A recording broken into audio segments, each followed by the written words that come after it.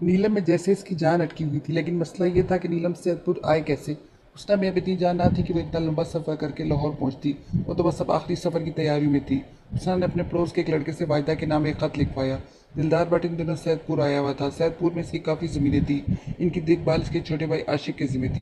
दिलदार भट्ट फयाज हुसैन का पड़ोसी था। वो कल लाहौर वापस जाने वाला था। उसने को इसकी वापसी का इल्म हुआ तो इसने इस लड़के के हाथ वो खत इसे भिजवा दिया कि बाहिफाजत और यकीनी तौर पर वायदा को मिल जाएगा। दिलदार भट्ट ने इस बंद लिफाफे को हैरत से देखा जिस पर फयाज हुसैन का नाम लिखा हुआ था। इसने इस वक्त तो ये खत ये कहकर अपने बैग में डाल लिया कि ठीक है, वो इस खत को फयाज को दे देगा, लेकिन बाद में इसका तजस्सुस जागा। इसकी समझ में न आया कि सैदपुर की टीबी की मर्ज में मुब्तला एक बेवा का लाहौर के बड़े फिल्मसाज से क्या ताल्लुक है। इसने रास्ते में बैग से वो बंद लिफाफा निकाल लिया। इसका अच्छी तरह जायजा लिया। लिफाफा आटे से चिपकाया गया था। इसे खोलना कोई मुश्किल काम ना था। दिलदार भट्ट ने जरा से इशारे पर वो लिफाफा खोल लिया। खत पढ़कर इस पर हैरतों के पहाड़ टूट पड़े। जो बात अब तक किसी को मालूम ना थी, इस राज से दिलदार भट्ट वाकिफ हो गया था। इसे मालूम हो गया था नीलम फयाज की बेटी नहीं है, बल्कि सैदपुर की एक बेवा की बेटी है जिसने बड़े जज्बाती अंदाज में नीलम को देखने की गुजारिश की थी। इस खत को पढ़कर दिलदार भट्ट के होंठों पर तंजिया मुस्कुराहट फैल गई। दिलदार ने इस खत को फयाज हुसैन के हवाले कर दिया। इसने अपनी जुबान से ये ना कहा कि वो नीलम की हकीकत से वाकिफ हो गया है, लेकिन अपने रवैये और तंज भरी मुस्कुराहट से इसने बहुत कुछ जाहिर कर दिया।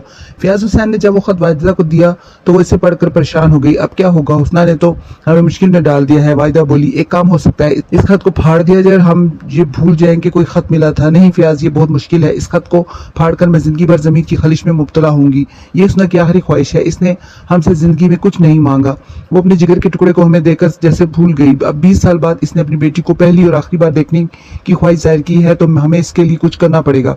मरने से पहले इसकी आखिरी ख्वाहिश पूरी करना होगी। ठीक है, फिर हम सैदपुर चलते हैं, फयाज हुसैन ने कहा। ये लोग नीलम को लेकर दूसरे दिन ही सैदपुर पहुंच गए। ये लोग गाड़ी में आए थे, लेकिन गांव की गलियां छोटी थीं कि गाड़ी का अंदर जाना मुश्किल था, लिहाजा इन्हें गाड़ी गांव के बाहर ही छोड़ना पड़ी। फयाज हुसैन ने ड्राइवर को गाड़ी में ही छोड़ दिया, क्योंकि गाड़ी देखकर गांव के बच्चे इसके गिर्द इकट्ठे हो गए। खतरा था कि कहीं कोई बच्चा पत्थर न मार दे।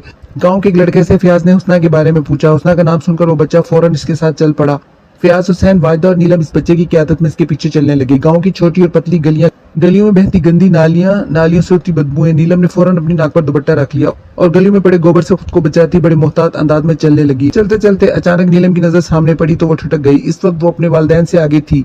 नीलम को रुकते और झिझकते देखकर वायदा ने पूछा, क्या हुआ अम्मी? वो नीलम ने अपनी आंखों से इशारा किया। वो क्या है? वायदा ने सामने देखा तो उसके जिस्म में एकदम झुरझुरी सी आ गई। इसने फयाज हुसैन से कहा, वो देखते हो, वो गली के बीचों बीच बैठा था। इसका रंग एकदम से आता। वो बिल्ला था, लेकिन इसकी जिसामत बिल्ले जैसी ना थी, किसी कुत्ते जैसी थी। क्या बिल्ला है ये? फयाज हुसैन ने इसे गौर से देखते हुए कहा। बिल्ला है कि कुत्ता? नीलम इस बिल्ले से खौफजदा होकर अपने बाप के पीछे हो गई थी। काले बिल्ले ने इसे बड़े गौर से देखा था। जब नीलम फयाज के पीछे हो गई, इसे नजर न आई तो वो खड़ा हो गया। अब ये लोग इस काले बिल्ले के नजदीक पहुंच चुके थे। इस देहाती बच्चे ने नीलम को इस काले बिल्ले से डरते हुए देख लिया था, इसलिए वो काले बिल्ले के सामने जाकर खड़ा हो गया और बोला, बाजी डरे मत, ये काला बिल्ला किसी को कुछ नहीं कहता, आप आराम से निकल जाए। लेकिन काले बिल्ले को इस देहाती लड़के का दरमियान में आना पसंद ना आया। वो उछलकर इसके कंधे पर चढ़ गया। लड़का इसका बोझ बर्दाश्त न कर सका। वो फौरन जमीन पर बैठ गया। इतनी देर में नीलम आगे निकल चुकी थी। वो देहाती लड़का भी जमीन से उठकर भागा, जबकि वो काला बिल्ला इत्मीनान से बैठकर अपने अगले दोनों पांव चाटने लगा। वो इसकी पुष्ट पर लहराते हुए घने बालों को देख रहा था। नीलम के बाल बहुत खूबसूरत थे। काला बिल्ला नीलम को दूर तक देखता रहा। सैदपुर की जिनकी नीलम से ये पहली मुलाकात थी, वो इस हसीन लड़की को देखते ही इसकी जुल्फ का असीर हो गया था, इस पर आशिक हो गया था। अब वो इनके पीछे पीछे हो लिया था। 2-3 गलियों से गुजरने के बाद बिलाखिर वो देहाती लड़का एक घर में दाखिल हो गया। वाजिदा ने सहन में दाखिल होते ही सामने चरपाई पर एक हड्डियों के ढांचे को देखा। हुस्ना को इस हाल में देखकर इसे धचका सा लगा। कैसी हसीन औरत थी हुस्ना, और इसका क्या हाल हो गया था, जैसे कब्र का मुर्दा। इसकी नजरें दरवाजे की तरफ थी, जैसे इसे किसी का इंतजार हो। वायदा को घर में दाखिल होता देखकर एकदम चेहरे पर रंग बिखर गए। वायदा तेजी से आगे बढ़ी और इसकी चरपाई के नजदीक जाकर बोली, हाय हुस्ना, तुझे ये क्या हो गया? हुस्ना को इस हालत में देखकर इससे शदीद सदमा पहुंचा। कुछ नहीं बीबी जी, ये सब किस्मत के खेल हैं। हुस्ना ने मुश्किल कहा, देख हुस्ना, तूने खत में लिखा था कि मैं मर रही हूँ, मरने से पहले मुझे मेरी बेटी से मिलवा दो, ये मेरी आखिरी ख्वाहिश है। तो हुस्ना, तेरी आखिरी ख्वाहिश के एहतराम में हम लोग तेरी बेटी को ले आए हैं, ले मिल ले इससे। फिर वो नीलम की तरफ मुड़ी और बोली, नीलम, ये तुम्हारी आया नहीं सगी माँ है। वायदा ने गुलगुल आवाज में कहा, सगी माँ? नीलम की आंखों में हैरत के पर्दे लहरा गए। हाँ हाँ, इस औरत की आंखों में देखो नीलम, इसकी आंखों में ममता उमड़ रही है। ममता की इस प्यासी को माँ कहकर इससे लिपट जाओ, इसे अपना होने का एहसास दिला दो, शायद इसकी मौत आसान हो जाए। आओ बेटी, मेरे नजदीक आओ, यहाँ चारपाई पर बैठ जाओ। तुम्हारी माँ ने तुम्हें गलत बताया है। पहली बात सही थी, मैं तुम्हारी माँ नहीं तुम्हारी आया हूँ। मैंने तुम्हें 4 साल तक अपनी गोद में खिलाया है। तुम मेरी नजरों में बसी हुई हो। तुम्हें देखने के लिए मैं तड़प रही थी, अब तुम्हें देख लिया है, आसानी से मर सकूंगी। ये कहकर हुस्ना ने नीलम का हाथ पकड़ लिया। सूखे हाथ का लम्स पाकर नीलम के जिस्म में झुरझुरी सी आ गई। हुस्ना ने नीलम का गोरा और नरम मुलायम हाथ अपने होठों पर रख लिया। नीलम ने अपना हाथ खींच लिया, फिर एकदम से हुस्ना के जिस्म में जजला सा आ गया। इसकी आंखों में बेख्तियार आंसू भर आए, वो इश्कियों से रोने लगी। तब वाहिदा ने कहा, ऐसा कर, तू हमारे साथ चल, हम तुझे अस्पताल में दाखिल करवा देंगे, तू अच्छी हो जाएगी, फिर जिंदगी भर मेरे पास अपनी नीलम के पास रहना। नहीं बीबी जी, मैं यहाँ से कहीं नहीं जाऊंगी, आप नीलम को मेरे पास ले आई, ये एहसान मुझ पर बहुत बड़ा है। हुस्ना अपने आंसू पूछते हुए बोली। नीलम की अजीब हालत थी, इसकी समझ में कुछ नहीं आ रहा था कि हकीकत क्या है। नीलम ने फयाज हुसैन की तरफ उकताहट भरी नजरों से देखा। अब वो वापस कब चलेंगे? चलते हैं बेटा, फयाज हुसैन ने इसे तसल्ली दी। फिर वो हुस्ना से मुखातिब हुआ। हाँ हुस्ना, तुम्हें किसी चीज की जरूरत हो तो बताओ, इस वक्त मेरा दिल फटा जा रहा है, ममता उमड़ी आ रही है, मेरा बेख्तियार जी चाह रहा है कि नीलम मुझे एक मरतबा मेरी अम्मी कहकर पुकारे। हुस्ना ने अपने बाजू फैलाकर कहा, नीलम अपनी माँ की ख्वाहिश पूरी करो। वाहिदा ने नीलम की देखते हुए हुक्म दिया। अम्मी ये क्या तमाशा है? नीलम पर झुंझलाहट तारी हो गई। बेटी हुस्ना तुम्हारी सगी माँ है, इसे माँ कहो, इसके गले लग जाओ। फयाज हुसैन ने नीलम को दोबारा चरपाई पर बिठाते हुए कहा। नीलम ने अपनी जान छुड़ाने के लिए जल्दी से हुस्ना को मेरी अम्मी कहा और मुंह बनाती उसके गले लगी और फिर फौरन ही खड़ी हो गई। बस अबू बस बेटी, फयाज हुसैन के बजाय हुस्ना ने जवाब दिया। अल्लाह तुझे खुश रखे। लेकिन नीलम की खुशी के दिन अब पूरे हो चुके थे और ये बात हुस्ना को मालूम थी, ना वाहिदा को। अगर हुस्ना को या वाहिदा में से किसी को आगे आने वाले वाकयात का अंदाजा होता तो शायद हुस्ना इसे सैदपुर कभी ना बुलाती, लेकिन होनी होकर रहती है। जो मुकद्दर में लिख दिया जाता है, इस पर हर्फ बहर्फ अमल होता है। कुछ देर के बाद गाँव का एक 10-12 साल लड़का घर में दाखिल हुआ। इसके हाथ बड़ा सा प्याला था, इसमें दूध भरा हुआ था। हुस्ना, चाची दूध पी लो, इस लड़के ने कहा। चिट्टे दूध का प्याला इधर घड़ोंची पर रख दे। चिट्टे ने दूध का भरा प्याला घड़े के बराबर रख दिया और खामोशी से बाहर निकल गया। लड़के के घर से निकलने के बाद वो काला बिल्ला घर में दाखिल हुआ। दरवाजे में खड़े होकर एक नजर नीलम को देखा और छलांग लगाकर घड़ोंची पर चढ़ गया। बिल्ले को घड़ोंची पर छलांग लगाते हुए फयाज ने देखा तो वो इसे मारने के लिए दौड़ा। इसे खदशा था कि कहीं बिल्ला दूध ना पी जाए। काले बिल्ले ने फयाज की जरा भर भी परवाह ना की। इसने बड़े इत्मीनान से घड़ोंची पर चढ़कर प्याले में मुंह डाल दिया और अपनी सुर्ख सुर्ख जुबान से लप लप दूध पीने लगा। फयाज को यह देखकर बड़ा गुस्सा आया। इसने करीब जाकर इसके लात जमाना चाहिए, लेकिन हुस्ना एकदम चीख पड़ी, नहीं साहब जी, इसे मत मारना। हुस्ना, इसने दूध का सत्यानाश कर दिया। कोई बात नहीं साहब जी, ये दूध इसी का है, ये दूध इसी का है। लेकिन वो लड़का तो ये दूध तुम्हारे लिए लाया था, असल में तुम कुछ नहीं खाती पीती हो, इसलिए तुम्हारा ये हाल हो गया। फयाज हुसैन ने कदर गुस्से से कहा। इसकी नजरें अभी तक इस काले बिल्ले पर थीं। ये बिल्ला किस कदर खौफनाक है, ये वही बिल मालूम होता है जो अभी हमें गली में मिला था। वाहिदा ने काले बिल्ले की तरफ देखते हुए कहा, जो बड़ी बेनियाजी से दूध पी रहा था। बीबी जी, ये बिल्ला नहीं है, हुस्ना ने कहा। फिर क्या है? वाहिदा ने खौफजदा होकर पूछा। इतने में काले बिल्ले ने पैर मारकर प्याला नीचे फेंक दिया। प्याला जमीन पर गिरते ही टूट गया। हुस्ना ने चौंक कर काले बिल्ले की तरफ देखा। वो घड़ोंची पर चढ़ा हुआ हुस्ना को ही देख रहा था। ऐसा महसूस हुआ जैसे वो हुस्ना को तंबीह कर रहा हो। वो एक मर्तबा हल्के से गुर्राया, फिर इसने म्याऊं की आवाज निकाली। ये म्याऊं की आवाज भी बड़ी लर्जा देने वाली थी। हुस्ना एकदम सहम गई। वो काला बिल्ला नीलम को देखता हुआ छलांग मारकर दरवाजे में गायब हो गया। हाँ हुस्ना, बता, अब ये बिल्ला नहीं तो फिर क्या है? वाहिदा ने हुस्ना से फिर पूछा। नहीं बीबी जी, मैं कुछ नहीं बता सकती, वो गुस्से होकर गया है। बस इतना समझ लें कि वो जो कुछ नजर आ रहा था वो नहीं था। हुस्ना ने आहिस्ता से कहा। वो अपना दूध पीने आया था, पीकर चला गया। वाहिदा और फयाज हुसैन की समझ में कुछ ना आया कि हुस्ना क्या कह रही है। उन्होंने इसकी बात को दिमाग का खलल समझकर ज्यादा बहस ना की। सैदपुर ज्यादा बड़ा गाँव ना था। इस गाँव में आने वाला मेहमान किसी से छुप नहीं सकता था। ये लोग तो यहाँ कार में आए थे, कार गाँव के बाहर खड़ी थी। जल्द ही आशिक भट्ट को इन मेहमानों के बारे में इल्म हो गया। जब से ये मालूम हुआ कि ये लोग ना सिर्फ लाहौर से आए हैं बल्कि समानाबाद से आए और दिलदार भट्ट के पड़ोसी हैं, तो भागा भागा हुस्ना के घर में आया और इन्हें जिद करके अपने साथ ले गया। दोपहर का खाना इसने जबरदस्ती अपने साथ खिलाया। अभी ये लोग खाना खा ही रहे थे कि उसने हुस्ना की मौत की इत्ला मिली। वाहिदा और फयाज को इस इत्ला पर कोई हैरत ना हुई। हैरत तो इस बात पर थी कि हुस्ना इस हालत में अब तक जिंदा कैसे थी। वाहिदा ने दिल में शुक्र अदा किया कि इसने नीलम को हुस्ना से मिलवा दिया। अगर वो नीलम को देखे बगैर मर जाती तो ना जाने क्या हो जाता। कम से कम वाहिदा जिंदगी भर जमीर की आग में जलती रहती। खाना छोड़कर ये लोग हुस्ना के घर आए। वाहिदा ने नीलम को आशिक की बीवी और बेटी के पास छोड़ दिया। नीलम ने खुद भी अपनी माँ का चेहरा देखने की जिद ना की। फयाज हुसैन ने इसकी तजहीज़ और तकफीन में उठने वाले तमाम अखराजात को अपने जिम्मे ले लिया। वाहिदा और फयाज जब हुस्ना के घर से वापस आए तो आशिक भट्ट अपने घर से घबराया हुआ निकल रहा था। नीलम के बारे में इन्हें बताने जा रहा था। इन्हें सामने देखकर वो तेजी से आगे बढ़ा और बोला, वो नीलम बेहोश हो गई है। ये सुनकर वाहिदा पर जब बिजली सी गिरी, फयाज परेशान हो गया। दोनों घर के अंदर की तरफ भागे। नीलम एक कमरे में चरपाई पर बेसुध पड़ी थी। आशिक भट्ट की बीवी और बेटी इसके नजदीक परेशान खड़ी थी। नीलम, मेरी बच्ची क्या हुआ है? मेरी बेटी को क्या हुआ? वाहिदा ने तड़प कर पूछा और इसका चेहरा अपने हाथों में लेकर पुकारा। नीलम की आंखें बंद थी। बहन परेशान ना हो, आशिक भट्ट की बीवी बोली। अभी से होश आ जाएगा। ये डर गई है। डर गई है? फयाज ने पूछा। लेकिन किस चीज से?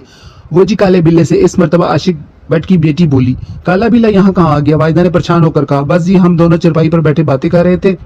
आशिक भट्ट की बेटी ने बताया। मैं नीलम को गांव के बारे में बता रही थी कि वो काला बिल्ला अचानक चरपाई के नीचे से बरामद हुआ और उछलकर नीलम की गोद में आ बैठा। इस काले बिल्ले को अपनी गोद में देखकर नीलम ने एक जोरदार चीख मारी और फिर बेहोश हो गई। मैं कमरे से बाहर थी। आशिक भट्ट की बीवी बोली। चीख की आवाज सुनकर भागी हुई अंदर आई। इस वक्त तक नीलम बेहोश हो चुकी थी। काला बिल्ला इसकी गोद से निकलकर छलांग लगा रहा था।